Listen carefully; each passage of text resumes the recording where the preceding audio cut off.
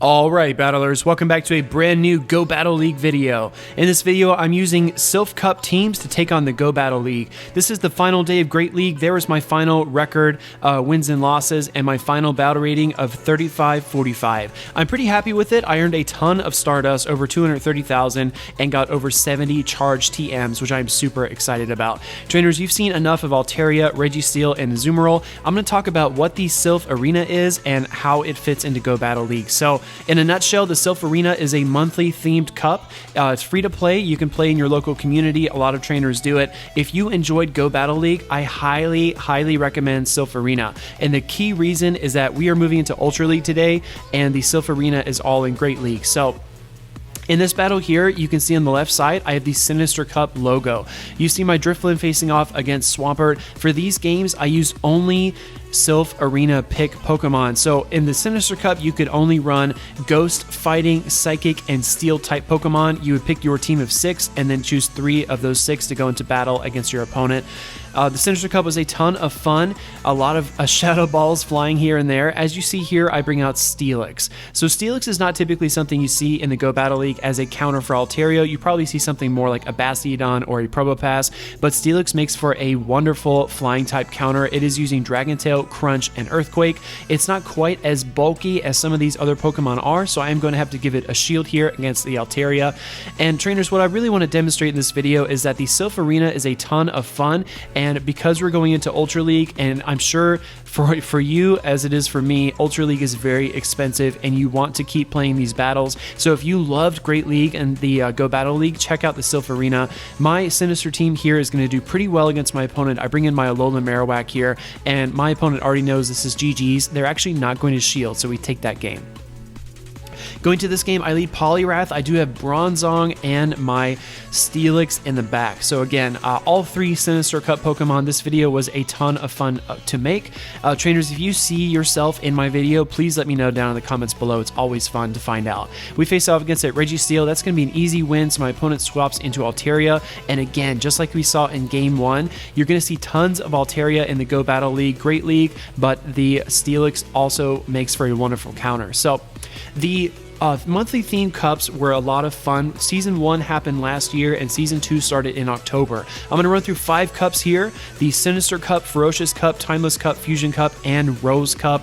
And we are currently in the Rose Cup for the month of February. So definitely stay until the end to see the current Silph Arena Cup. But I highly encourage you to go to Silph.gg. You can see it on the left side of the screen there and find out more about the Silph Arena. So our Bronzong comes in and takes that Sky Attack no problem. Bronzong being a Steel and Psychic type Pokemon is a lot of fun. It's very sturdy. In comes this Registeel.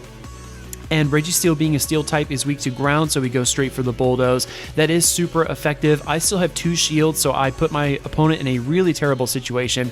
I'm actually going to shield up the Focus Blast there, or excuse me, I thought it was a Focus Blast, so just a Flash Cannon.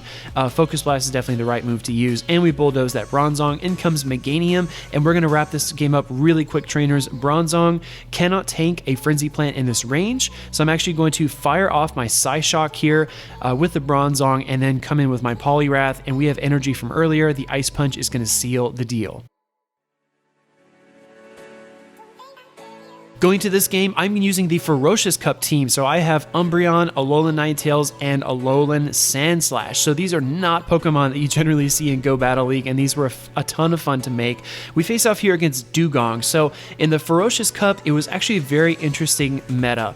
125 plus land beasts that are both mammals and reptiles, and they had 4 legs. So definitely a very interesting meta created by the folks over at the Silph Arena. It was a lot of fun. It was a very rock, paper, scissors kind of feel, and I will point out that as well, because in Go Battle League, it does feel sometimes that there's some flexibility here. You can use different types of Pokemon to win different matches, and you know the meta being Registeel, Altaria, Bastiodon, Medicham, Azumarill, things like that. But in the Silph Arena, you have a lot of it's based around typings. So for example, you have Dark, Fairy, Ice, and Ground, and those kind of typings really kind of play a rock, paper, scissors game against each other, whereas you know if you bring in a Fairy type like I did there against Medicham, you're going to win the matchup. So it helps you learn typings as well. It's not just a general battle format as we saw in Go Battle League. So This Dugong hits us with the Icy Wind and then swaps out into Skarmory.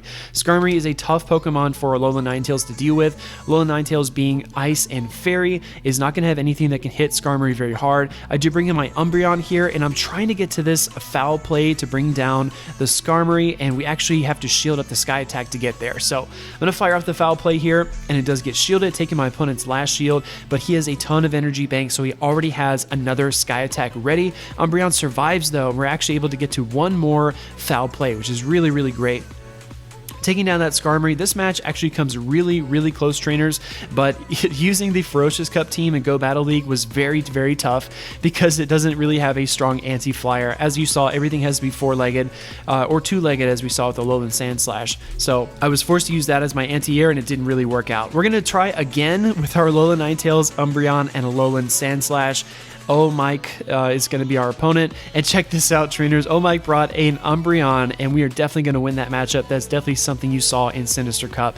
Here comes Haunter, and Umbreon, being a dark type, is going to super resist anything that a ghost type can throw at it. So here I contemplate the farm down, but I want my Umbreon to be healthy. And we take down the Haunter with the foul play. No problem. In comes another Umbreon, and if you played in the Silph Arena, trainers, you recognize this matchup. The Umbreon mirror match is such a bear. It is such a long match, but as you know, because I have less health, as long as my opponent has last resort, which they do, they are going to win this matchup. So I fire off a last resort here just to put some pressure on my opponent. I think about switching out there, but I'm switch locked, or excuse me, I am locked because my opponent did a charge move, so I get some energy together and then go into Alolan Ninetales. I know I can tank this no problem, and I wanted to get that chip damage in on Umbreon just to weaken it. Out comes Meganium. So Meganium is a great grass-type Pokemon generalist, but Alolan Ninetales has that lovely Ice Beam, so I'm going to force a shield from my opponent, and then here they go for the farm down, but as you can see, that charm did so much damage. I do have my Alolan Sandslash there excuse me, I have Umbreon here with energy first. So I'm going to bring this one out first, and then I do have my Alolan Sandslash in the back. I'm actually not going to shield my Umbreon here. I wanted to burn that last shield so that I can bring in my Sandslash here, farm up some extra energy, shield this Frenzy Plant because I know one Ice Punch is going to take care of that Umbreon in the back. We take down the Meganium, out comes Umbreon, and here comes the Ice Punch to win this game. Trainers, the next cup was Timeless Cup. Timeless Cup was in December of 2019, and I haven't mentioned them yet, but these cups have spawned what we call mega tournaments. Now, mega tournaments are where a lot of people gather to do these themed cups. For example, in October for Sinister Cup, there wasn't really a definite mega, but there were big tournaments in both London and New York. Those are both 7-round tournaments.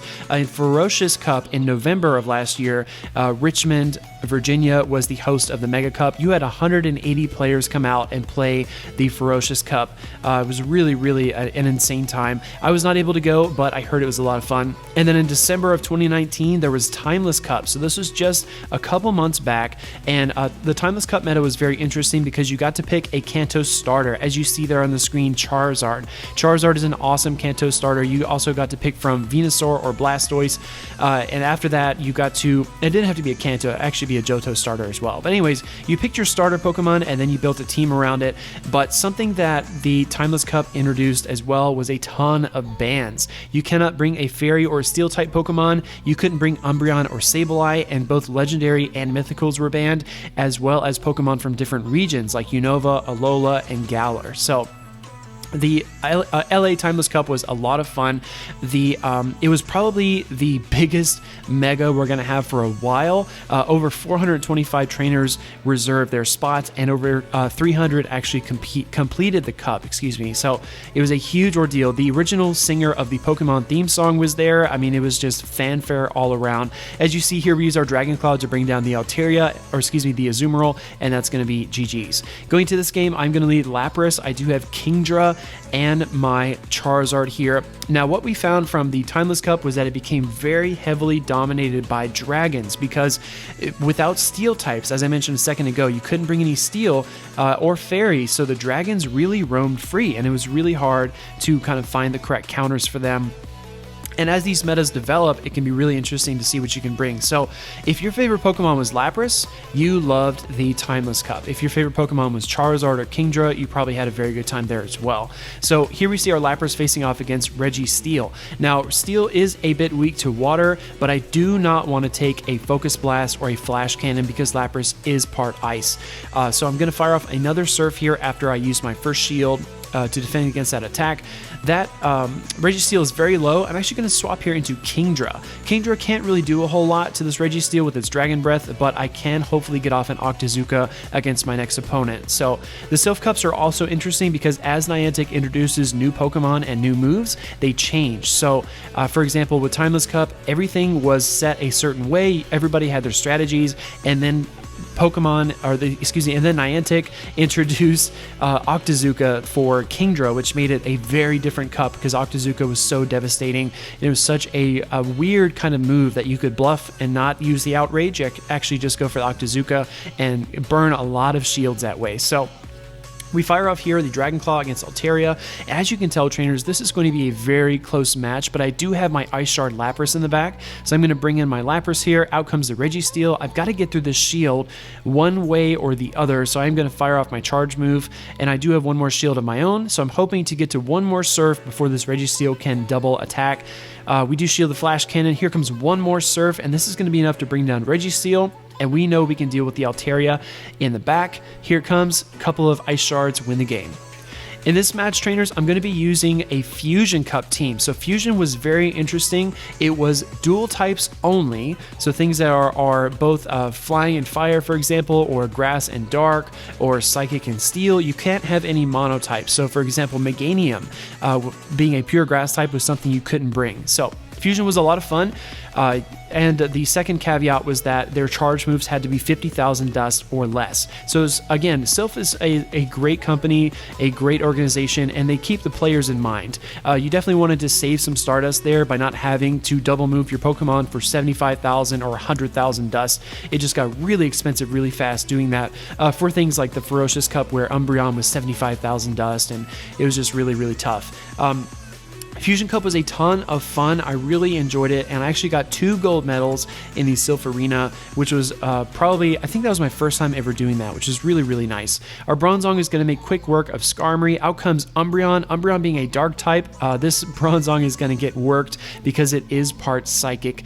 As far as the Mega Cups go, I actually had a hand in the Fusion Cup the Mega Cup for the Fusion Cup in Orlando, Florida. So that was a ton of fun. I was part of the committee that helped to organize it, being Victory Road PvP, and it was so much fun. We had over 231 players come out from all across the country to our venue, the Groovy Goat, over in Orlando, Florida.